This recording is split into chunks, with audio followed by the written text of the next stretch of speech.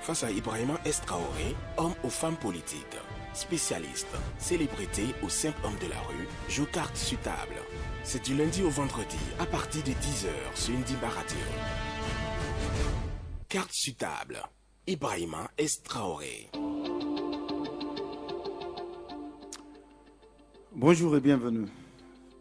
Des emplois menacés, des fermes en souffrance, les éleveurs de volailles en Guinée souffrent le martyre avec une concurrence déloyale, excusez-moi, pardonnez-moi, des importateurs de chair et d'œufs souffrent, comme on l'a si bien dit dès le départ. L'heure est grave, comme on dit. Pour parler de cette affaire, nous allons jouer carte sur table avec M. Aloussene Diallo, vice-président de l'Association nationale des producteurs de viande de volaille de Guinée, APVG, et Mme Diallo Maïmouna, membre de l'association, éleveuse aussi. À 10 minutes de la fin de l'émission, Mme Habi va nous relayer les questions que vous posez sur le 611 93 93 62. 611 93 93 62. Donc vous pouvez déjà envoyer vos questions à Mme Diallo Maïmouna et à M. Diallo Aloussene. Et Mme Abi va les relayer le moment venu. Carte sur table, c'est parti. Face à Ibrahima S. Traoré, homme ou femme politique, spécialiste, célébrité ou simple homme de la rue, joue carte sur table. C'est du lundi au vendredi à partir de 10h sur Ndimba Radio. Carte sur table. Ibrahima S. Traoré. Bonjour Mme Diallo Maïmouna. Bonjour M. Traoré et bonjour à tous les fidèles auditeurs de la 101.1 de la 100.1 Voilà, Ndimba Radio. 100.1 Ndimba Radio. Et vous êtes dans le studio Ben Daouda Silla. Alors, vous êtes éleveuse. Oui. Ouais. Vous élevez de la volaille, hein? Oui. Mais aussi des bœufs. Des bœufs, oui. Ouais. Ça ne court pas les rues, non? Une femme si moderne qui est née à Conakry, grandit là. Vous êtes de Matam. Je suis de Matam. Voilà. Oui. Et vous avez accepté de tout arrêter à Conakry et d'aller à la ferme. L'avenir, c'est dans la ferme, c'est ça? L'avenir, c'est dans le primaire. C'est dans le primaire et le primaire, c'est l'agriculture en général. Ouais. Je vais remercier le plateau et vous parler un peu de l'aviculture. D'accord. On viendra là-dessus. On va parler de l'aviculture parce que ça, c'est vraiment votre chose à vous. Oui. Et on va parler de tous les problèmes qui assaillent actuellement le secteur. Bonjour, Monsieur Diallo. Bonjour, Monsieur Traoré. Et à toute l'équipe de Ndimba 100.1. Ouais. Merci, vous êtes éleveur aussi. Oui, je suis un aviculteur. Je suis le vice-président de l'Association nationale des producteurs de viande de volaille de Guinée. C'est une association qui veut développer la production de chair en général et ce qui est la production de viande de volaille. Oui, mais aussi les œufs. Les œufs aussi. Parce que madame fait des poules pondeuses, si je ne m'abuse. Oui. Oui. Oui, et les œufs aussi parce que j'ai déjà un couvoir qui va fonctionner très bientôt, qui va faire tous les deux, que ce soit poulet de chair et poules pondeuses. Et les poules pondeuses, vous avez déjà un couvoir d'une capacité de 10 000 têtes. Non, le couvoir a une capacité... Non, c'est une ferme, vous avez une ferme qui a une capacité de 10 000 oui, têtes. Une ferme qui a une capacité de 10 000 têtes et le couvoir a une capacité de 31 500 par semaine. Wow. Et j'ai prévu des extensions les prochains mois à venir. Pour les auditeurs, le couvoir, c'est cet endroit où on éclot des œufs, c'est ça? Hein, Madame Diallo? Oui, exactement. C'est carrément le système d'éclosion des œufs, mais de façon un peu plus moderne, pour pouvoir répondre à la productivité des différentes fermes. Vous le faites parce que généralement les poussins sont importés et vous voulez renverser un peu cette tendance. Bien sûr, pour développer l'aviculture, on ne se contente pas seulement à l'importation de poussins, il faut produire localement pour souffrir les besoins des aviculteurs. Parce que là, l'importation, on attend un mois et demi pour la réception des poussins. Mais si nous produisons localement à chaque une semaine, on peut avoir les poussins sur place.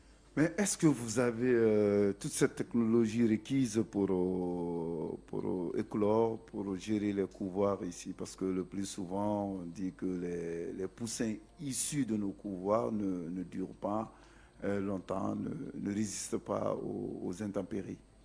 Bon, pour un début, je vais importer d'abord les OAC.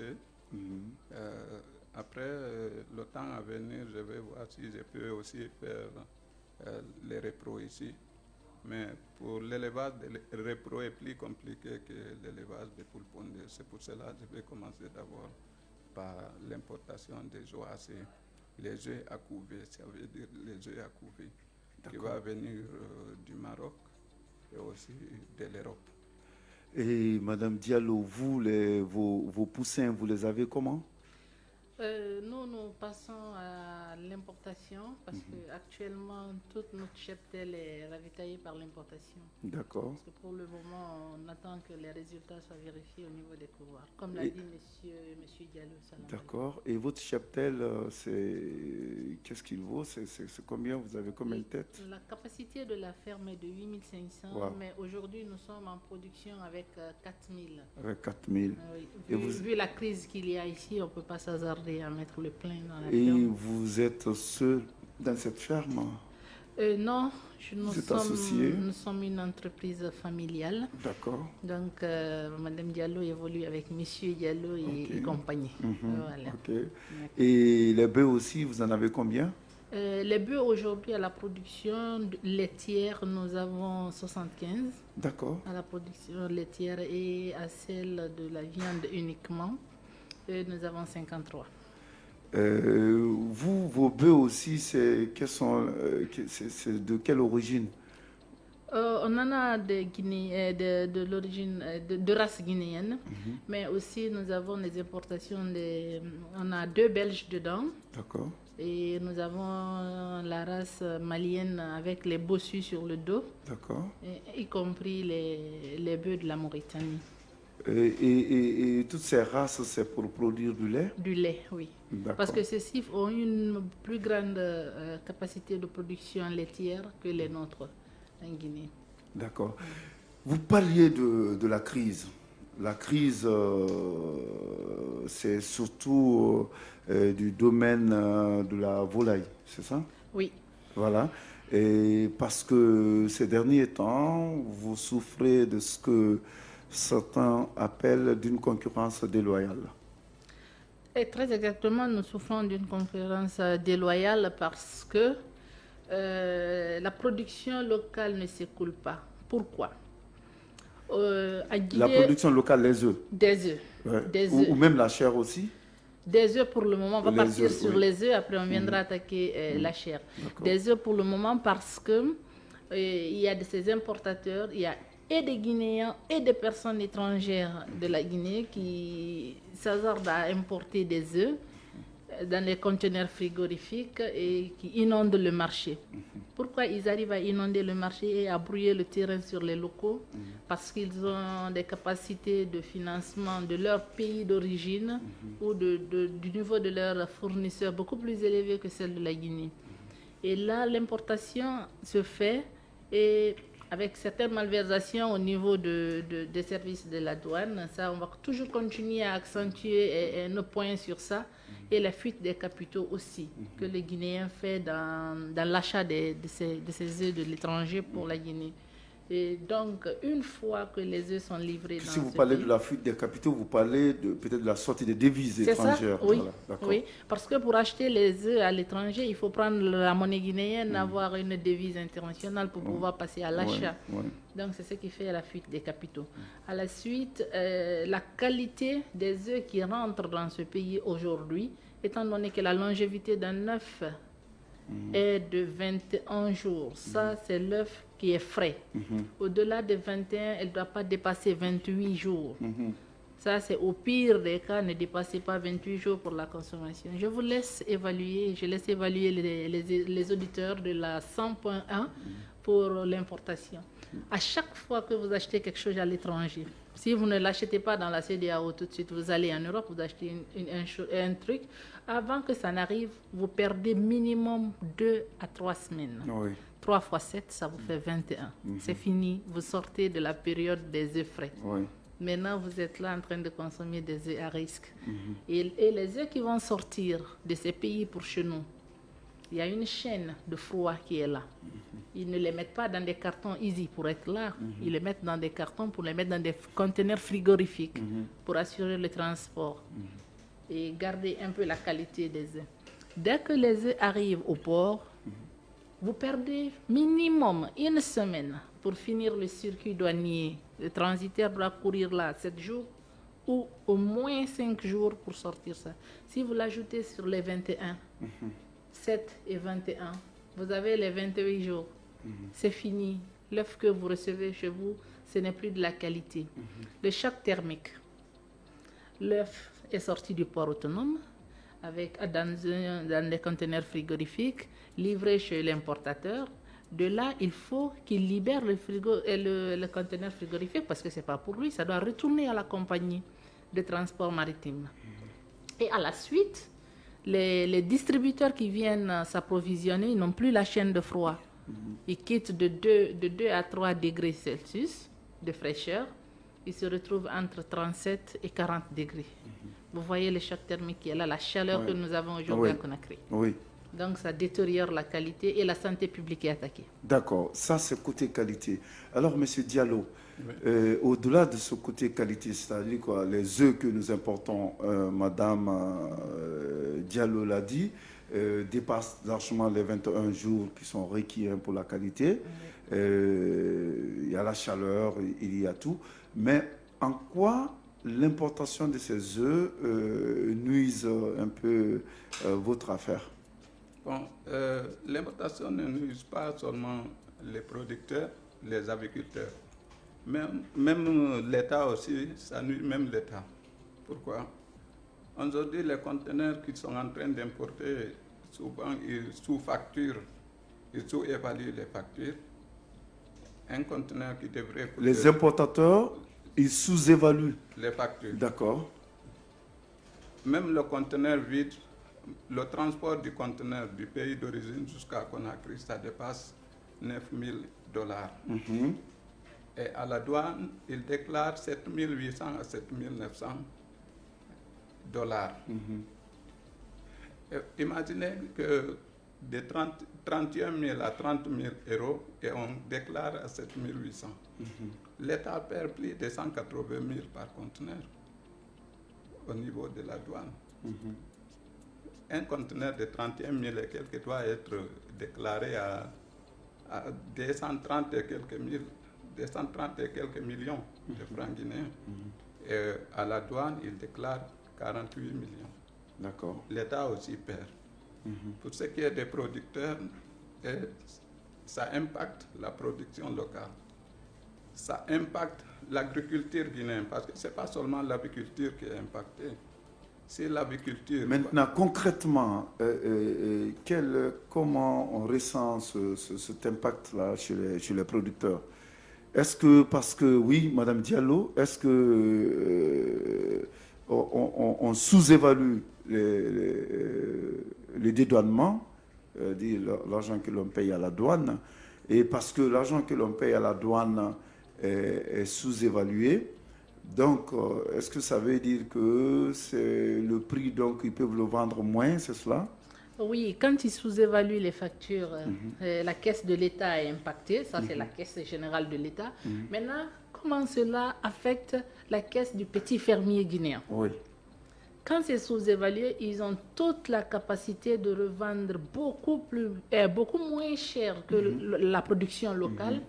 Parce que là, aujourd'hui, ils sont en train, dès qu'ils arrivent, en premier lieu, ils commencent à vendre l'alvéole d'œuf à 35 000. À 35 000, oui.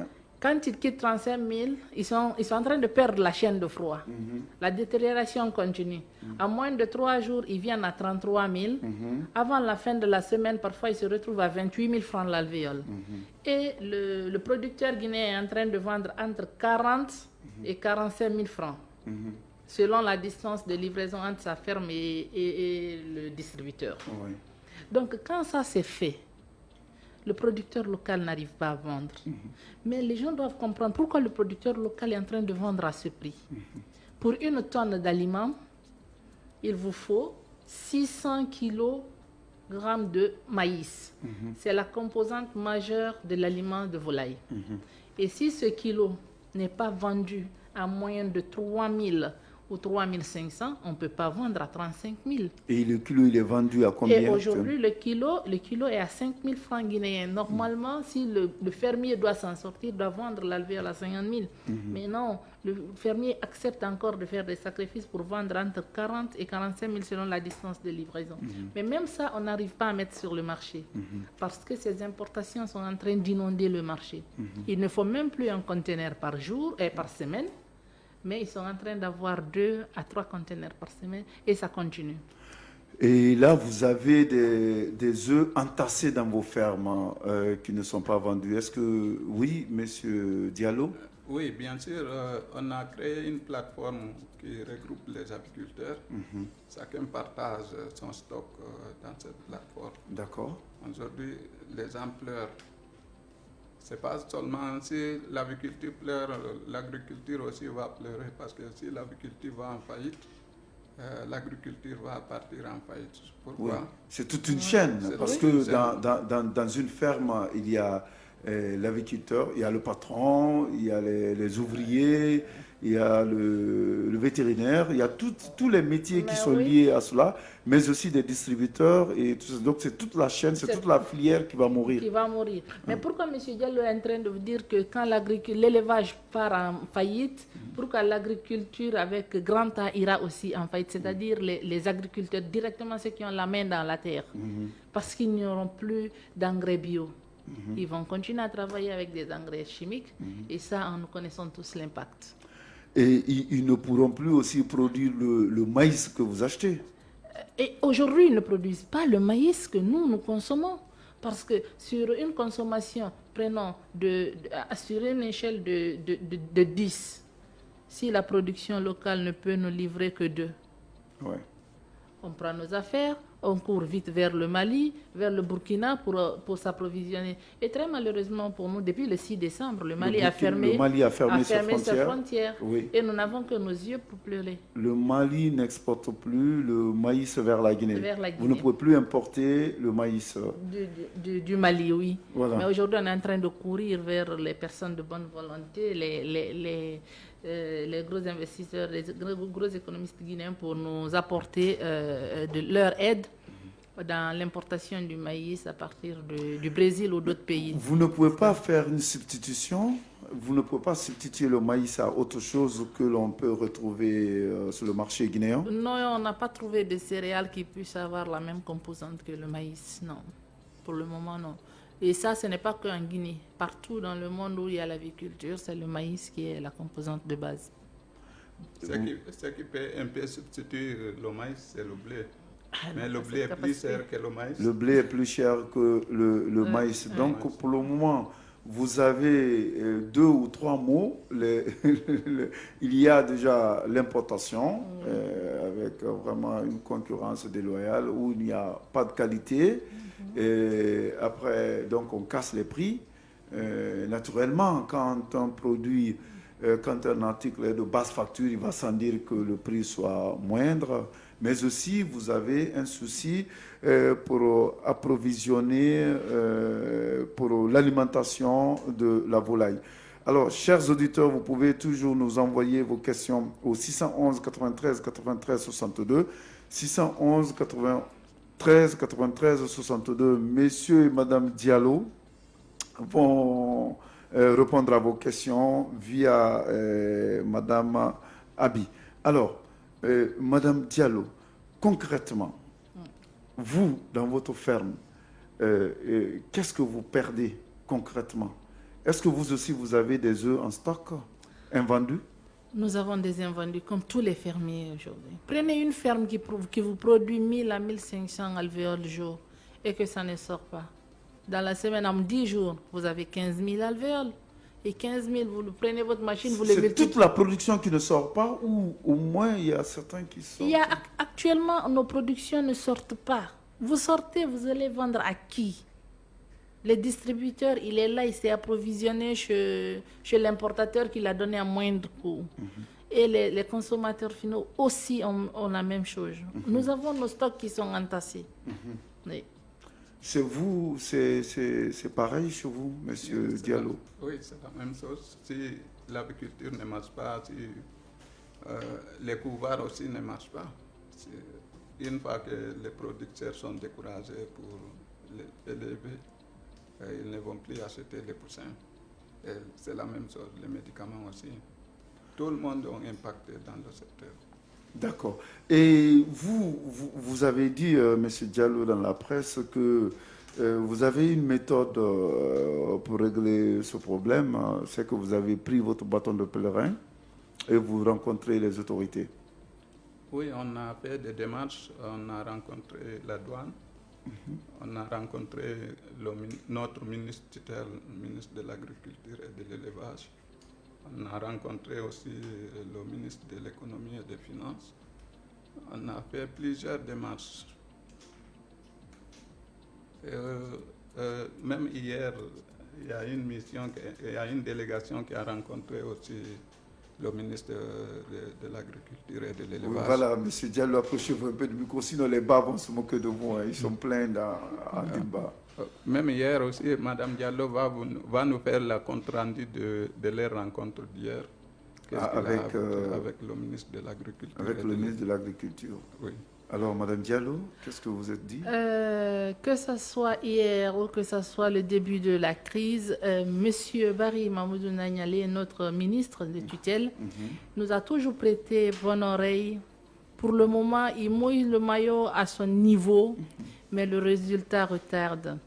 Certes, c'est un problème qui était là avant son arrivée, mais nous demandons à M. le ministre, à tout son cabinet et les ministères avec lesquels il travaille, jusqu'à la présidence, de mettre le paquet et de faire des bouchées doubles pour sauver le secteur avicole. Sinon, c'est le chômage qui va battre le plein à Conakry. Et qu'est-ce qu'il faut concrètement pour sauver le secteur?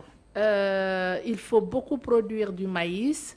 Il faut protéger les producteurs locaux, c'est-à-dire les aviculteurs locaux, en utilisant certes le protectionnisme, parce que ça se passe dans tous les pays du monde, en interdisant l'accès de notre marché à l'importation des œufs, mais aussi en développant un peu les différentes formations au niveau de l'aviculture en Guinée. Oui, allez-y, M. Diallo. Il y a des taxes qui se disent TEC qu'on doit appliquer aussi sur les importations. La taxe? Taxe économique, taxe. Allez-y, parlez dans le micro. Le TEC, M. Diallo voulait vous parler du TEC. Et le TEC, ça veut dire les tarifs extérieurs communs. Ça, c'est une visibilité douanière de la sous-région, de la CEDEAO a voté, ça vous fait 62,41%. Si ce pourcentage est appliqué sur une facture normale, il n'y a pas de raison que le monsieur qui importe d'un pays X soit moins cher que le producteur local. C'est pourquoi monsieur a souligné tout à l'heure, au début de l'émission, la sous-facturation au niveau de la douane. S'il sous-facture, au lieu que ça soit 39 000 ou 40 000 $, ils vous disent 7 000. Même si vous mettez 62,41%, ça ne les dérangera pas. Donc ça veut dire que toutes les taxes ne sont pas appliquées aussi.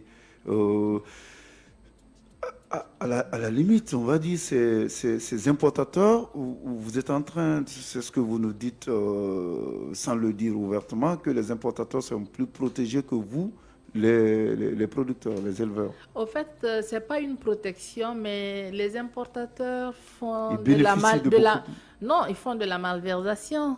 Pour le moment, on n'a pas la main pour dire que c'est la douane qui les protège. La douane ne peut taxer. C'est à la douane quand même qui doit taxer. Mais la douane, ne taxe pas. La douane ne taxe que la facture que vous lui déposez.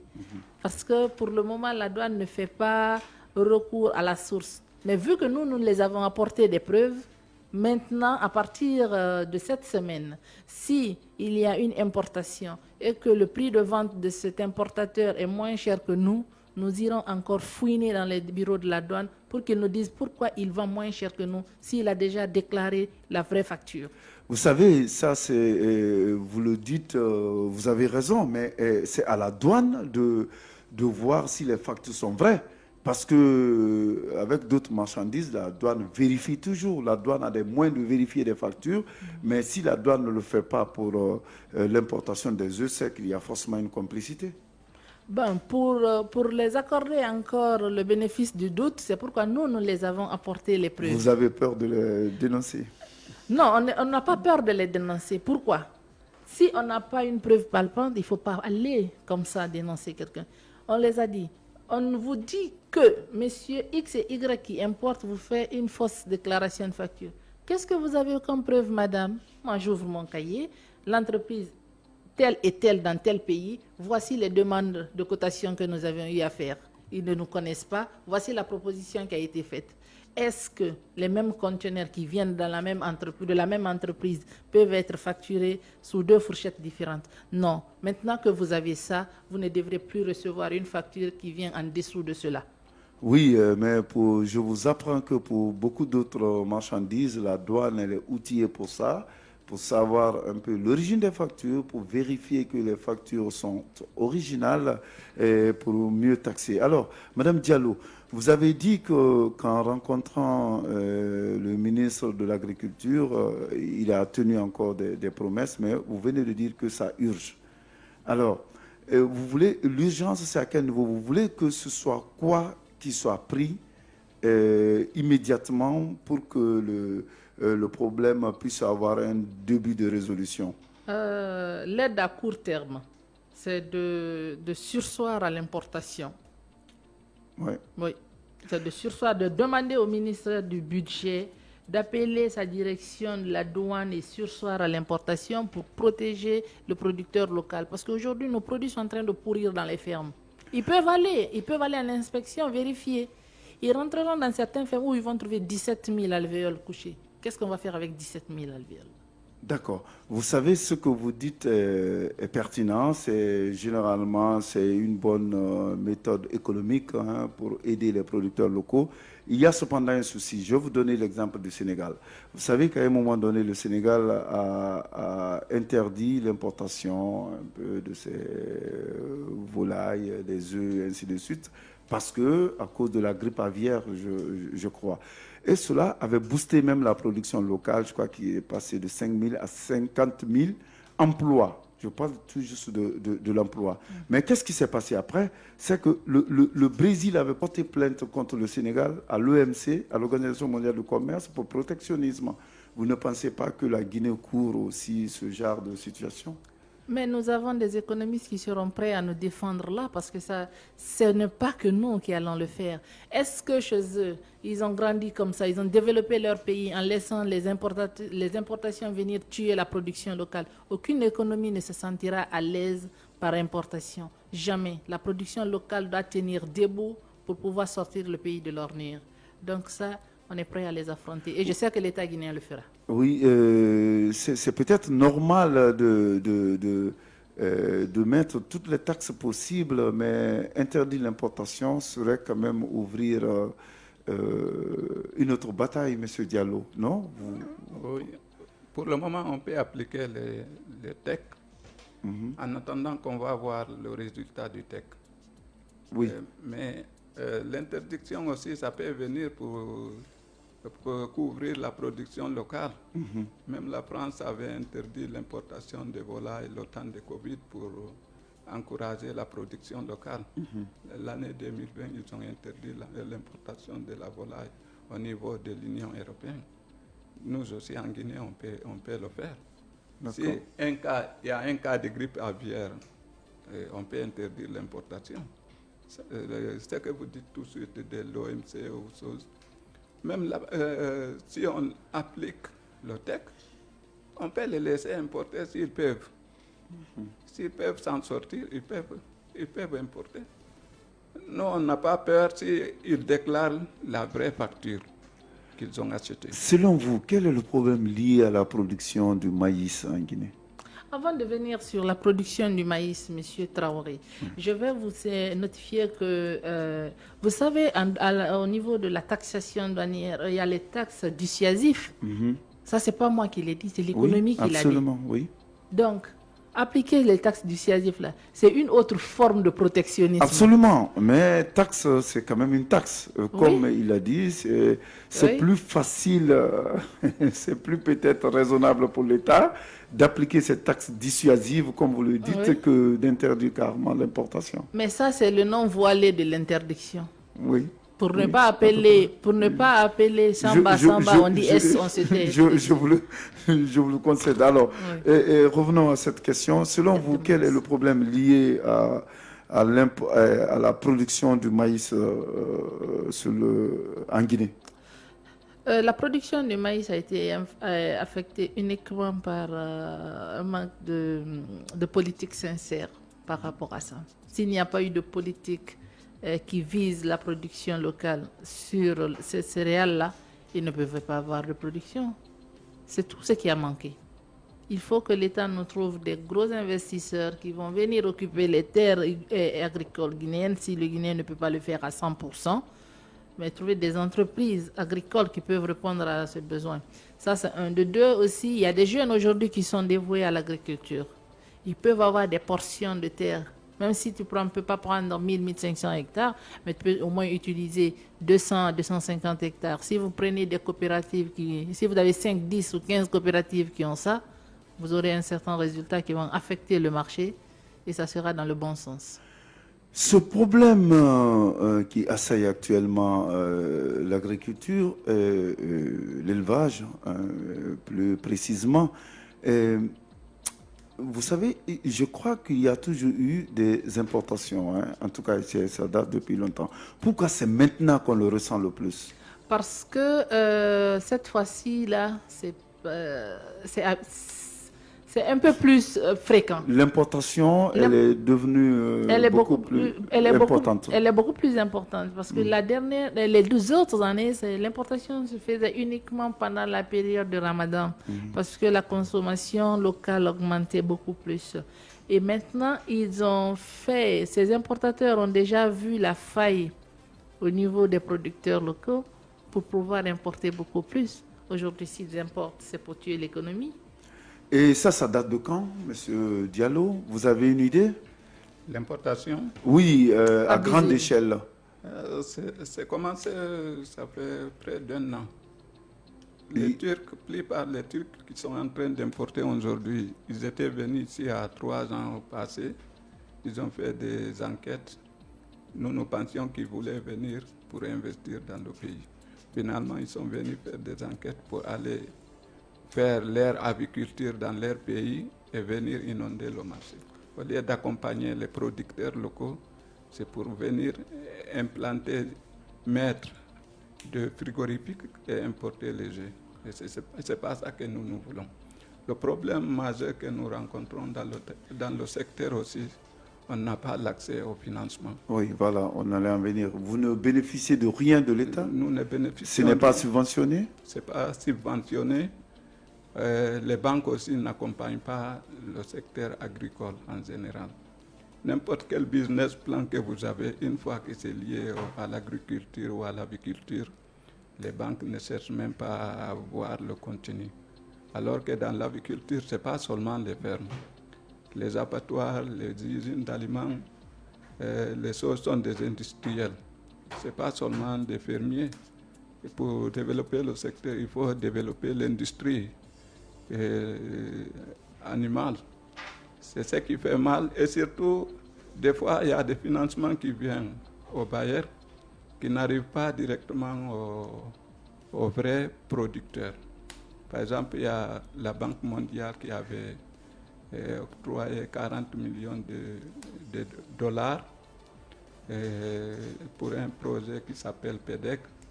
Ça fait près de 2 ans jusqu'à présent, on ne voit pas le projet. On nous a demandé déjà de fournir des business plans et d'autres, mais jusqu'à présent, on ne comprend pas qu'est-ce qui se passe.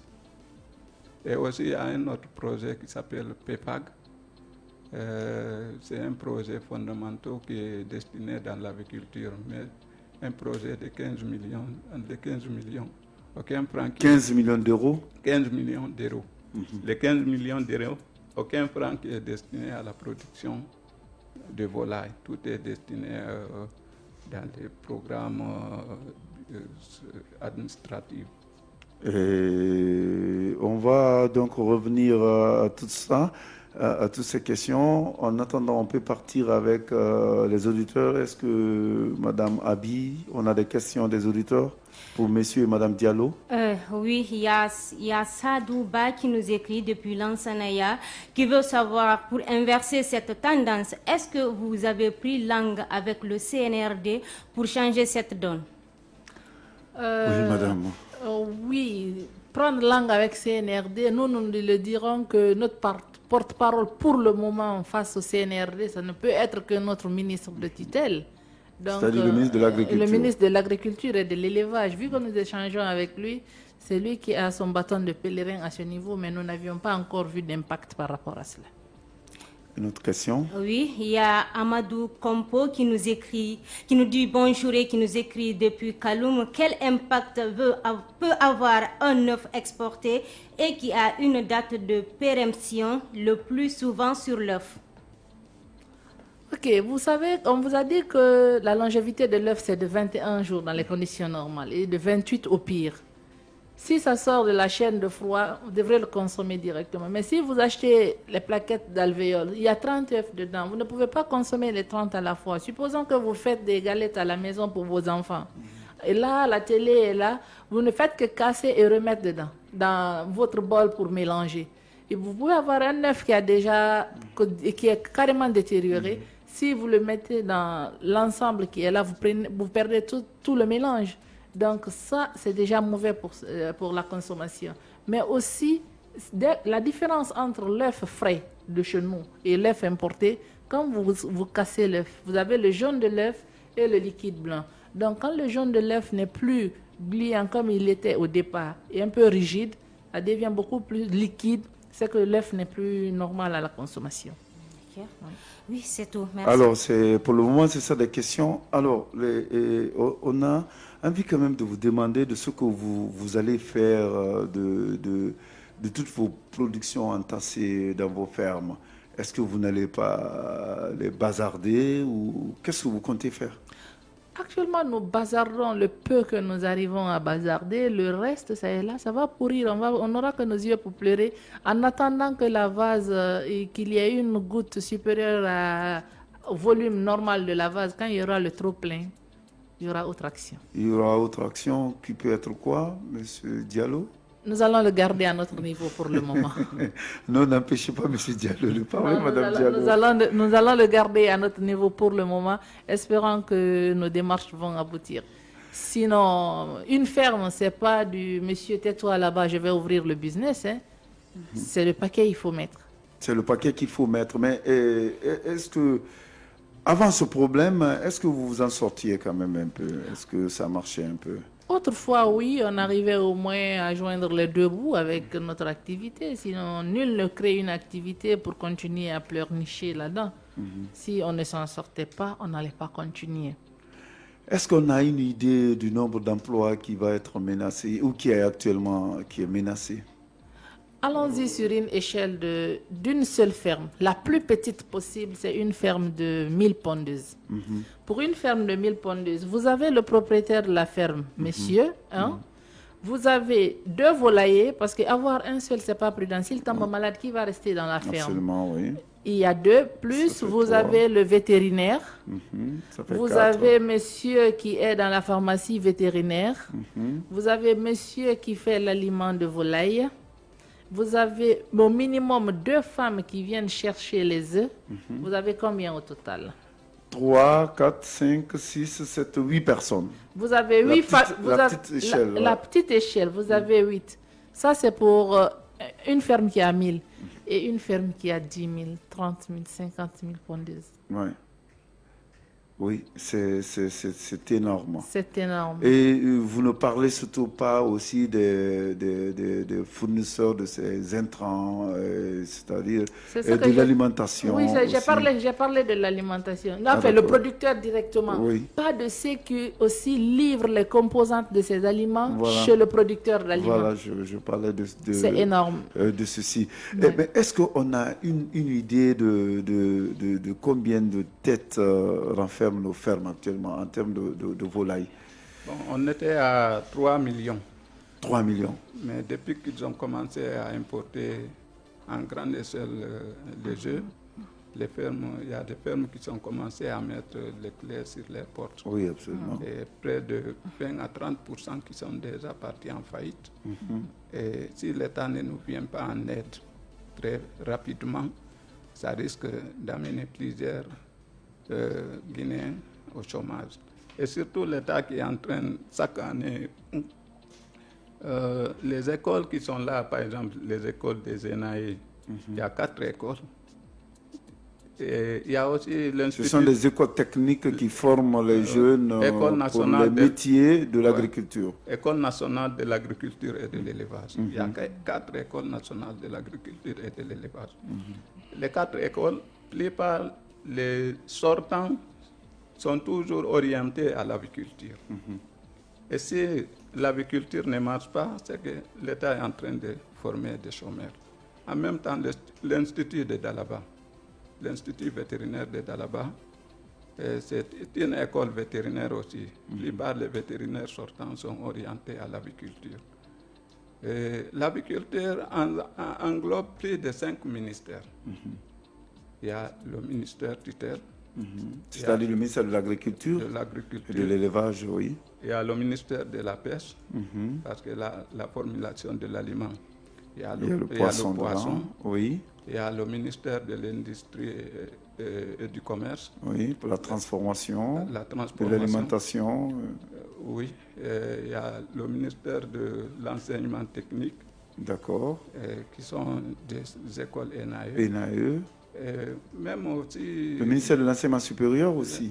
Oui, parce que là, l'Institut de Dalaba relève de l'enseignement supérieur. Et même la santé aussi. C'est dire que c'est transversal et c'est tout le monde qui va en pâtir si ça ne marche pas du tout. Alors, Madame Diallo, vous savez, il y a assez de problèmes. Hein? Vous demandez à la limite la méthode forte et extrême, c'est-à-dire qu'on arrête l'importation des œufs ou de la chair de poulet. Il y a ça. Il y a la subvention aussi. Oui. Il y a vous aider à ce que l'on cultive très bien le maïs sur place. Je ne sais pas, il y en a tellement, j'en oublie d'autres. Vous pensez que qu'est-ce qui est prioritaire? Qu'est-ce qu'il faut faire maintenant parmi toutes ces solutions? Qu'est-ce qu'il faut faire maintenant pour que les choses commencent à aller? C'est les 2 premiers, c'est-à-dire passer par toutes les méthodes possibles pour freiner, si du moins s'ils ne peuvent pas interdire l'importation, mais freiner carrément, décourager ces importateurs vers chez nous, ça c'est 1. De 2, négocier rapidement avec les opérateurs économiques du pays, même comme certains ont commencé déjà à prêter le flanc, à nous écouter pour nous aider dans ce sens, pour faire l'importation du maïs. C'est le maïs qui nous fatigue. Il faut qu'on ait suffisamment de maïs pour pouvoir vendre à moindre coût. Pour le moment, c'est ça. Ça, c'est la solution à court terme. Maintenant, à moyen et long terme, Monsieur le ministre et son cabinet, nous les invitons à travailler beaucoup plus rapidement pour nous donner les pistes de solutions dans l'agriculture, dans la production du maïs. Voilà. Oui, M. Diallo. Oui, pour la production de maïs, je pense qu'il y a des personnes qui sont bien formées pour faire la production, la culture du maïs. Je suis rencontré avec des producteurs de maïs. Ce qui les manque, c'est des moyens. On n'a pas accès au financement, on n'a pas accès aux prêts bancaires. Sinon, nous avons la possibilité de produire localement ce que nous consommons. Nous, en aviculture, on a reçu des formations avec nos partenaires marocains. Plus de 100 aviculteurs sont formés déjà en spécial technique de bonne conduite de l'élevage, que ce soit des poulets de chair ou des pondeuses. Le Maroc a un partenariat avec le département américain de l'agriculture qui finance pour tout ce qui est de formation en Afrique de l'Ouest. Le Sénégal n'est pas mieux formé que nous, parce qu'on se rencontre souvent au Maroc, on se forme ensemble. Ce qui nous manque, c'est les moyens. On ne peut pas développer l'aviculture sans les moyens. L'aviculture, c'est une zone industrielle aussi. Tout ce qui est de l'usine d'aliments, des abattoirs, des couvoirs, ça c'est des industriels. Et ça demande des moyens. On ne peut pas travailler en industrie avec des fonds propres. Il faut qu'il y ait des financements. Il faut qu'il y ait des financements pour permettre à la filière avicole, notamment d'avoir un poulet compétitif, pour que les aviculteurs maîtrisent le coût de production, pour qu'on puisse sauver des milliers d'emplois, pour qu'on puisse manger aussi frais et sain. Et sain. Voilà, merci Madame Diallo. Merci donc d'être passé, d'avoir accepté de jouer carte sur table avec nous. C'est vrai que ça va très vite, mais on a compris déjà les problèmes. On pense que tous ces problèmes soulevés trouveront très vite les solutions.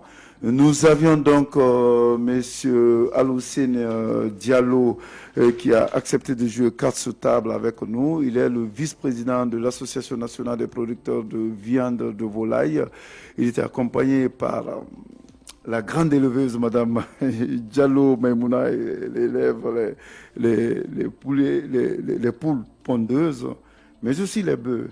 Et ce qui est particulier, c'est une femme choco qui a tout arrêté de Matam et puis elle allait dans la ferme pour travailler. Merci à Abi d'avoir été avec nous. Merci à Mohamed pour la technique. Cette émission est rediffusée à 18h. D'ici là, vous aurez à 11h gagné à 11h 100 000 cash avec l'homme du mic Mohamed HM. Et moi, je vous retrouve demain, Inch'Allah, quand il sera 10h05. Bye. Freestival.